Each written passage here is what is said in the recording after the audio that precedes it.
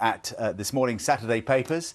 Let's start with the front pages. And of course, we're heading towards Boris Johnson's announcement on Monday about the easing of lockdown in England. Some hints and teases in the papers today.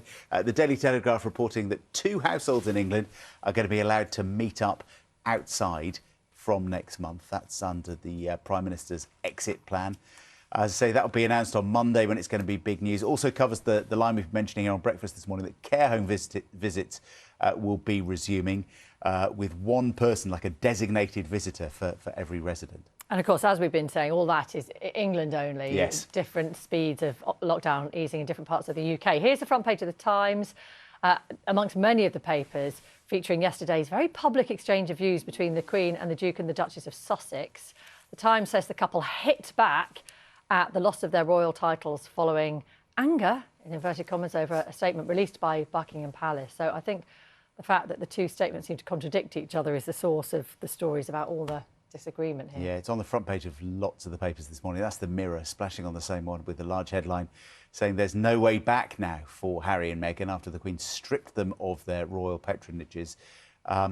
That phrase stripping of, it's strange because they've obviously, it's a kind of mutual decision as far as I can see that they've decided to withdraw, and that means they can't continue in their royal roles. But anyway, the paper says the Queen was saddened by their decision.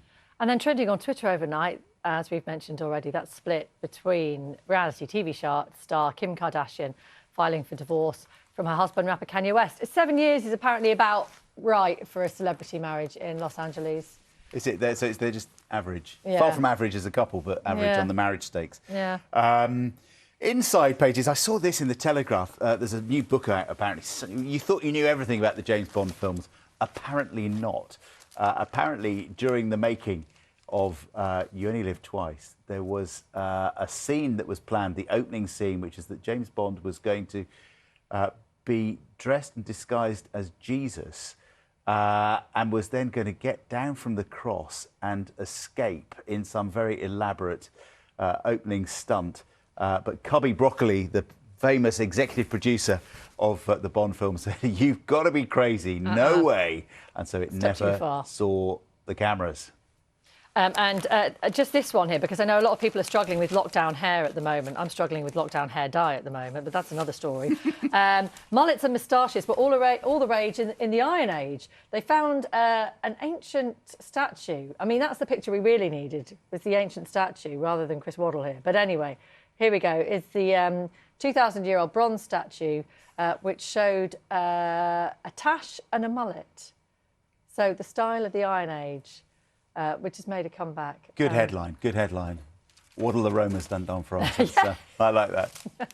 And what's the other one that you've got there? Is that?